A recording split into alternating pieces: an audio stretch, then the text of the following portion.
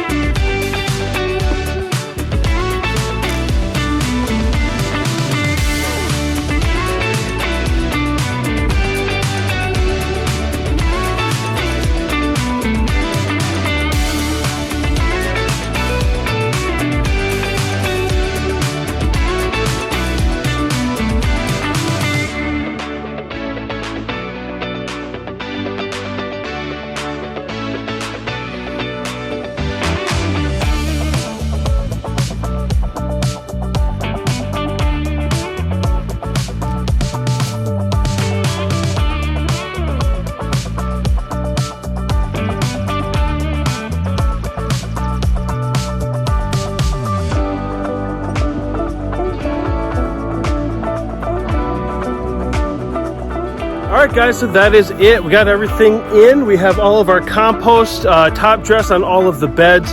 Everything surrounding everything we already planted. All the mounds are all filled in. We use about a yard to fill everything in, and I don't think it's really enough. I bet we could use about 1.5 yards.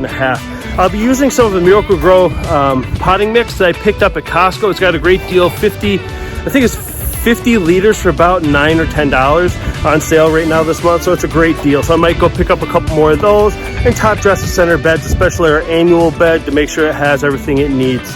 But if you have any questions or comments, leave them in the comment section below. And as always, thanks for watching. We'll see you soon.